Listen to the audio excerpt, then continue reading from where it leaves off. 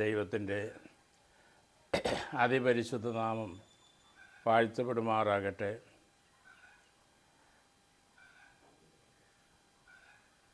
Piece on earth എന്ന വചന ശുശ്രൂഷ പരമ്പരയുടെ ഈ 7ാമത്തെ ഭാഗം പറയുവാൻ ദൈവം തന്നിരിക്കുന്ന വലിയ കൃപയ്ക്കായി ഞാൻ ദൈവത്തെ സ്തുതിക്കുന്നു. എന്നെ കേൾക്കുന്ന കാണുന്ന എല്ലാ പ്രിയപ്പെട്ടവർക്കും വീണ്ടും വരുന്ന ക്രിസ്തയേശുവിൻ്റെ നാമത്തിൽ എൻ്റെ സ്നേഹ വന്ദനം പ്രാർത്ഥിച്ച് ഇത് ആരംഭിക്കുന്നു. സ്വർഗസ്ഥനായ പിതാവേ, ഞങ്ങളുടെ സ്വർഗീയ നല്ല ദൈവമേ, കർത്താവിൻ്റെ പൊന്നുപാദപീഠത്തിൽ ഞങ്ങൾ വീണ്ടും കടന്നു വരുന്നു. ദൈവത്തിൻ്റെ വചനത്തെക്കുറിച്ചും ഞങ്ങളുടെ സാക്ഷ്യത്തെക്കുറിച്ചും അല്പമായി ചിന്തിക്കുവാൻ ഞങ്ങൾക്ക് തരുന്ന കൃപയ്ക്കായി സ്തോത്രം ചെയ്യുന്നു. ദൈവമേ, ഇന്ന് പറയുവാൻ ഞങ്ങൾക്ക് കൃപ തരണമേ. വേണ്ടും പോലെ പറയേണ്ടതുപോലെ പറയുവാൻ കൃപ തരണമേ. ആ പാദപീഠത്തിൽ സമർപ്പിക്കുന്നു.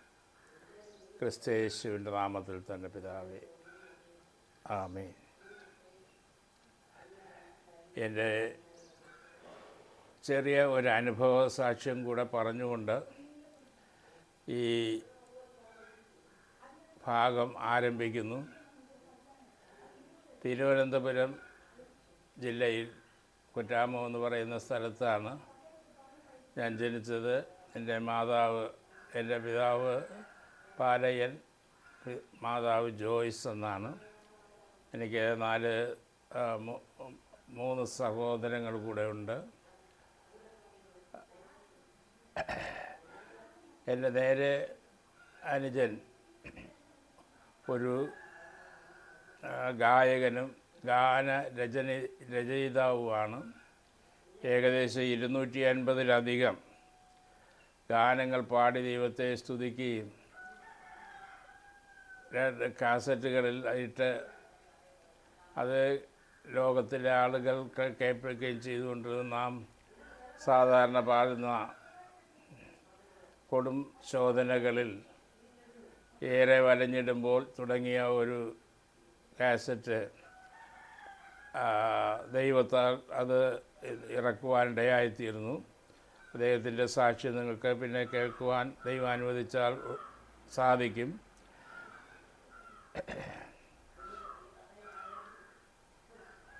അതുപോലെ എൻ്റെ സഹോദരങ്ങൾ, ഞാൻ രക്ഷിക്കപ്പെട്ടതിന് ശേഷം സഹോദരങ്ങളും രക്ഷയിലേക്ക് കടന്നു വരുവാനിടയായിത്തീർന്നു.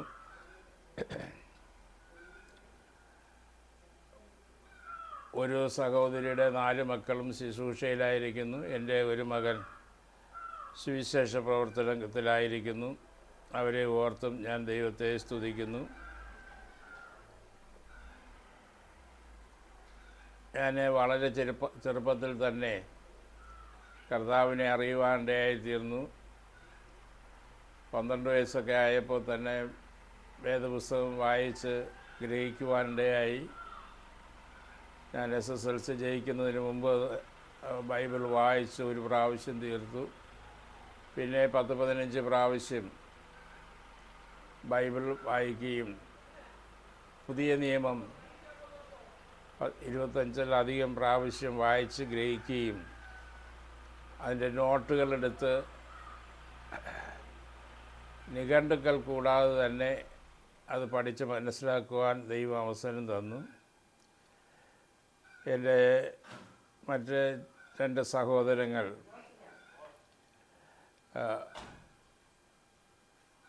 വർഗീസ്, മണി എന്നീ ദേവദാസന്മാരും ഞങ്ങൾ ഒരുമിച്ച് ആദ്യ സമയങ്ങളിലൊക്കെ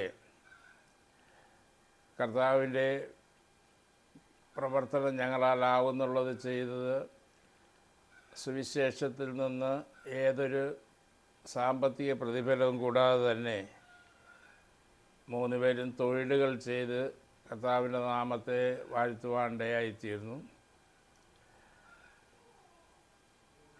അങ്ങനെ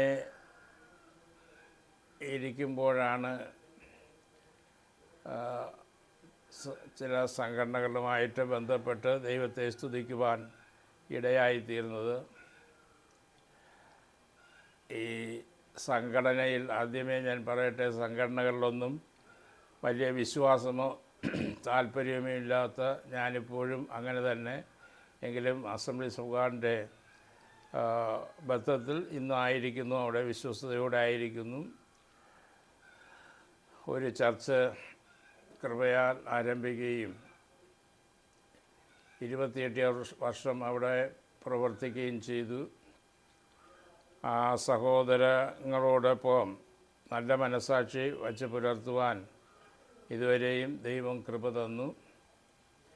എനിക്ക് ഇപ്പോൾ 7 വർഷമായി സ്ട്രോക്ക് എന്നതായ രോഗത്തിൻ്റെ പ്രയാസത്താൽ ഞാൻ ഭാരപ്പെടുന്നു.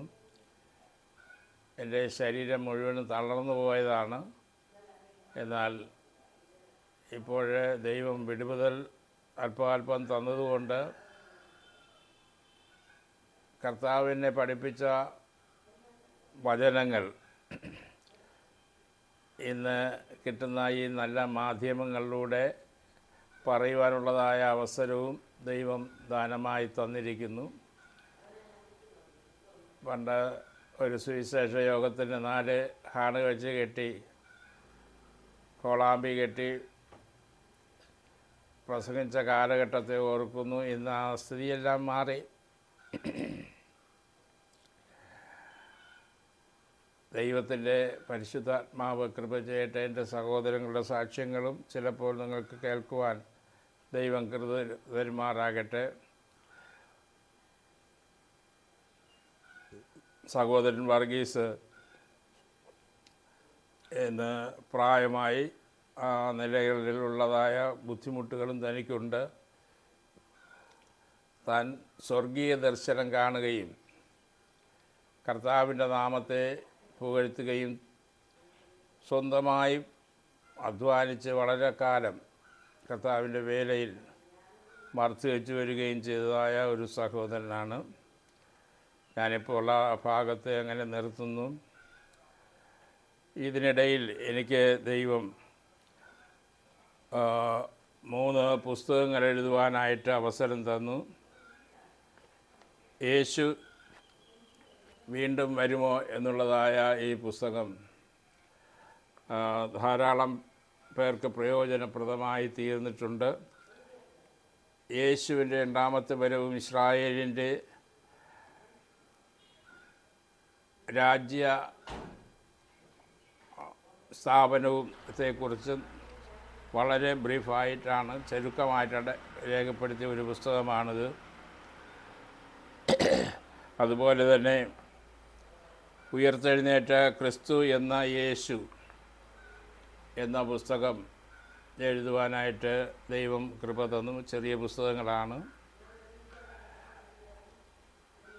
യേശു ദൈവമാണെന്ന് ഞാൻ ഉറച്ചു വിശ്വസിച്ചുകൊണ്ടാണ് ഈ ക്രിസ്തീയ മാർഗത്തിലേക്ക് വരുവാനിടയായിത്തീരുന്നത്. അതിൻ്റെ ഒരു ദൈവത്തിൻ്റെ എല്ലാ യോഗ്യതകളും യേശുവിനുണ്ട്. അത് വഴിയെ പിന്നുള്ള ഭാഗങ്ങളിൽ കർത്താവ് തരുന്ന അറിവിനൊത്തവണ്ണം നിങ്ങളെ കേൾപ്പിക്കണമെന്ന് ആഗ്രഹിക്കുന്നു. അതുപോലെ തൃത്വം എന്നാൽ എന്താണ്? ക്രൂശിക്കപ്പെട്ട യേശുവിനെ മാത്രമല്ല, ഉയർത്തെഴുന്നേറ്റ് നിന്നും ജീവിക്കുന്ന വീണ്ടും വരുന്ന യേശുവിനെയാണ് നമ്മൾ പ്രകീർത്തിക്കുന്നത്. ഇത് മറ്റാർക്കും അവകാശപ്പെടുവാൻ പോലും കഴിയാത്ത ഒന്നാണ്. വെട്ടിപ്പിടിച്ചും കൊന്നും മതങ്ങളിലൂടെ സ്ഥാപിച്ചപ്പോൾ യേശുവിൻ്റെ പ്രത്യേകത സ്നേഹത്തിൻ്റെ സാമ്രാജ്യം കെട്ടിപ്പടുക്കുകയായിരുന്നു. ഇനിയിപ്പോൾ പ്രിൻറ്റിങ്ങിലിരിക്കുന്ന ഒന്നാണ് മഹനീയ ശുശ്രൂഷ എന്ന് പറയുന്ന ഭാഗം. അത് ഈ വർഷം തന്നെ പുറത്തു വരുവാൻ ഇടയായിത്തീരും. ഇനി പ്രിൻ്റ് ചെയ്യാൻ ആർക്കെങ്കിലും താല്പര്യമുണ്ടെങ്കിൽ വേറൊരു പുസ്തകം എഴുതി വച്ചിട്ടുണ്ട്.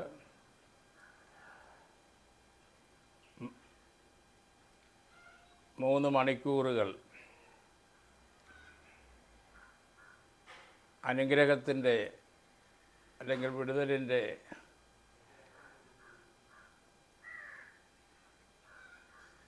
മൂന്ന് മണിക്കൂറുകൾ എന്നുള്ളതാണ് ആ പുസ്തകത്തിൻ്റെ പേര്. അത് അല്പം വലുതാണ്.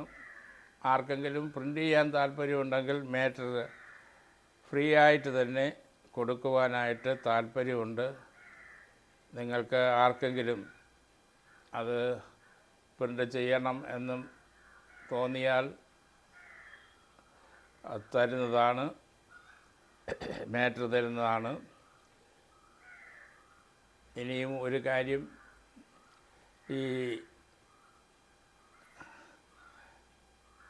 ഈ പ്രസംഗിക്കുന്ന ഭാഗങ്ങളിൽ ധാരാളം കുറവുകളുണ്ട്. നല്ല രീതിയിലല്ല ഇതിൻ്റെ എഡിറ്റിങ്ങും എല്ലാ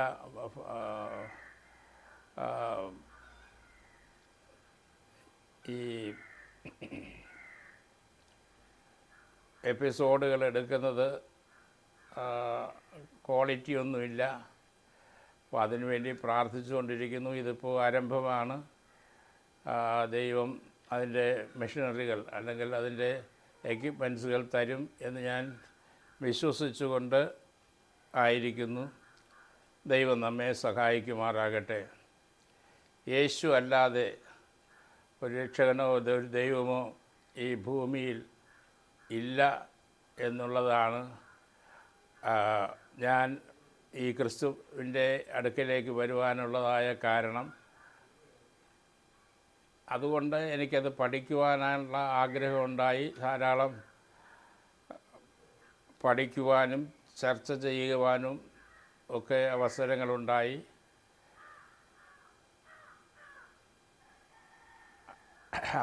അതിലെ ചില കാര്യങ്ങൾ തുടർന്നുള്ള ഭാഗങ്ങളിൽ ഉൾപ്പെടുത്തിയിട്ടുണ്ട്. ദൈവം നമ്മെ സഹായിക്കുമാറാകട്ടെ. ഈ ചുരുങ്ങിയ സമയത്ത് ഞാൻ ഈ ഭാഗം അവസാനിപ്പിക്കുന്നതിന് മുമ്പ് ഒരു ജീവിതാനുഭവം പറഞ്ഞുകൊണ്ട്, അതായത് സാത്താൻ്റെ പ്രേരണ കൊല്ലുക, മുടിക്കുക, തകർക്കുക, ഇല്ലായ്മ ചെയ്യുക, മോഷ്ടിക്കുക, അറുക്കുക, മുടിക്കുക, ഇതാണ് പിശാചിൻ്റെ പ്രവൃത്തി. യേശു പറഞ്ഞു, ഞാൻ നല്ല ഇടയനാകുന്നു, നല്ല ഇടയൻ ആടുകൾക്ക് വേണ്ടി ജീവനെ കൊടുക്കുന്നു.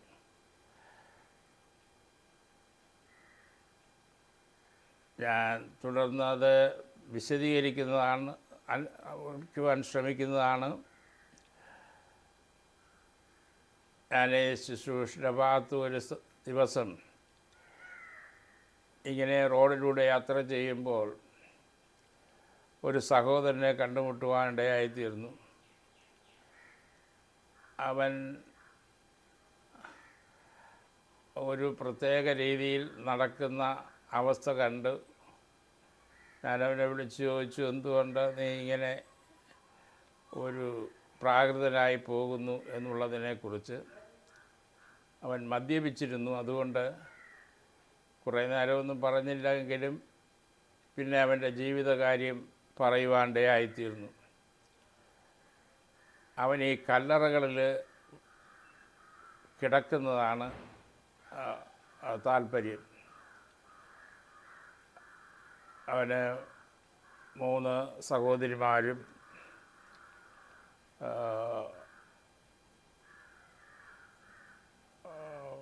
3 സഹോദരന്മാരും കൂടെ ഉണ്ട്.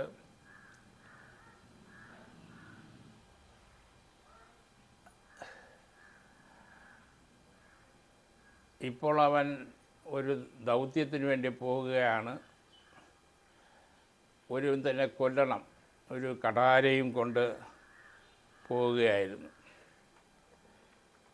അതാണ് ഈ കഠാര. ഈ കഠാര ഞാൻ അവനോട് ചോദിച്ചു വാങ്ങി. അവൻ പിന്നെ ആരാധനയ്ക്ക് വരുവാൻ തുടങ്ങുകയും അവൻ്റെ മേലുണ്ടായിരുന്ന ആ പൈശാചിക ശക്തി അവനിൽ നിന്ന്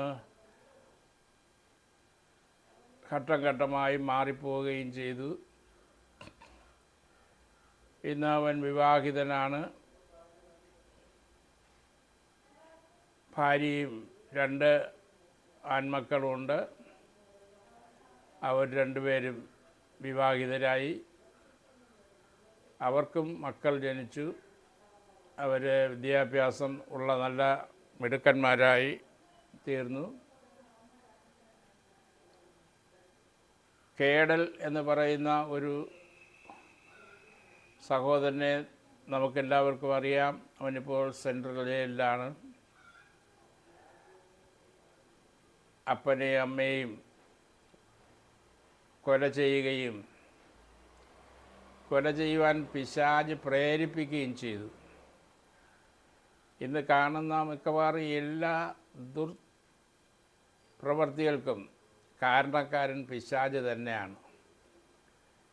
ചിലർക്ക് പിശാചും ഇല്ല ദൈവവും ഇല്ല എന്നൊക്കെ പറയുമായിരിക്കാം. പക്ഷേ അവരവരുടെ ജീവിതത്തിൽ അത് കടന്നു വരുമ്പോഴാണ് പിശാചുണ്ടോ ദൈവമുണ്ടോ എന്നുള്ളത് അറിയുവാൻ കഴിയുന്ന അനുഭവമാണ് മനുഷ്യനെ അറിവിലേക്കും കൊണ്ടുവരുന്നത്. അപ്പോൾ ഒരു മനുഷ്യൻ്റെ ജീവിതത്തിൽ ഈ പിശാച് വന്നാൽ എന്തൊക്കെയാണ് സംഭവിക്കുന്നതെന്നുള്ളത് തുടർമാനമായി ഞാൻ നിങ്ങളോട് പറയാം.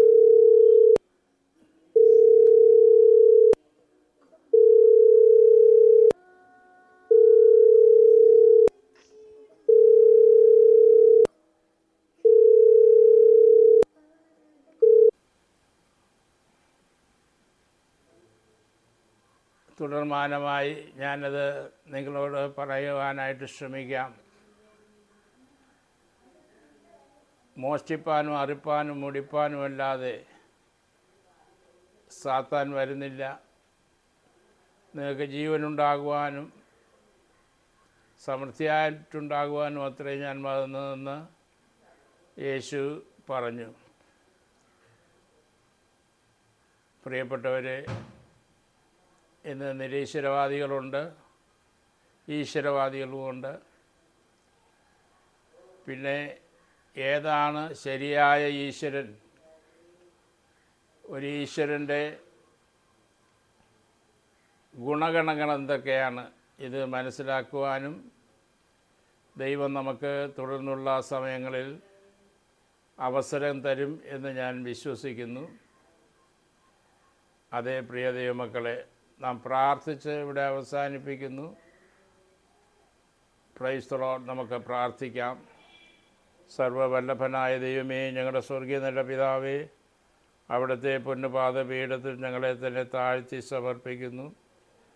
ഞങ്ങളുടെ മേൽ ദൈവത്തിൻ്റെ കൃപയും കരുണയും പകരണമേ. ഒരു ദൈവം വാസ്തവമായി ജീവിക്കുന്നു, അവൻ പിശാചിൽ നിന്ന് ഞങ്ങളെ വിടുവിക്കുന്നവനാണെന്നുള്ളതായ മകൾ സത്യം ഞങ്ങൾക്ക് മനസ്സിലാക്കുവാനിടയായിത്തീർന്നു. അനുഭവത്തിൽ നിന്ന് മനസ്സിലാക്കുവാനിടയായി കർത്താവേ. ഇപ്പോഴും ദൈവമില്ല എന്ന് പ്രസംഗിക്കുകയും മറ്റുള്ളവരെ പഠിപ്പിക്കുകയും ചെയ്യുന്നവരുടെ കണ്ണുകൾ തുറക്കുവാൻ ഈ വചനങ്ങൾ ഇടയായിത്തീരട്ടെ, ഈ വാക്കുകൾ ഇടയായിത്തീരട്ടെ. ദുഷ്ടാത്മാക്കൾ മാറിപ്പോകട്ടെ, രോഗികൾ കർത്താവിൻ്റെ നാമത്തിൽ വിടുതൽ പ്രാപിക്കട്ടെ. ദൈവമേ, ഇതെല്ലാം വെറും പൊളിയാണെന്ന് പറയുന്നവരുടെ ജീവിതത്തിൽ കടന്നു വരുമ്പോഴാണ് അവരത് മനസ്സിലാക്കുന്നത്. അവരത് മനസ്സിലാക്കി ദൈവത്തെ സ്തുതിക്കട്ടെ കർത്താവേ. യുദ്ധങ്ങളും ക്ഷാമങ്ങളും ഭൂകമ്പങ്ങളും എല്ലാം യേശുവിൻ്റെ വീണ്ടും വരവിനെ ചൂണ്ടിക്കാണിച്ചുകൊണ്ടിരിക്കുമ്പോൾ ഞങ്ങളത് ക്രിസ്തുവിൽ വിശ്വസിച്ച് കർത്താവിൻ്റെ രാജ്യത്തിൽ അവകാശികളായിത്തീരുവാൻ, മരണത്തെ ഭയമില്ലാതെ ജീവിപ്പാൻ കൃപ തരണമേ. ക്രിസ്തു യേശുവിൻ്റെ നാമത്തിൽ യാചിക്കുന്നു. കൃപയോടെ കേൾക്കണമേ സ്വർഗീയ നല്ല പിതാവേ. ആമേൻ, ആമേൻ.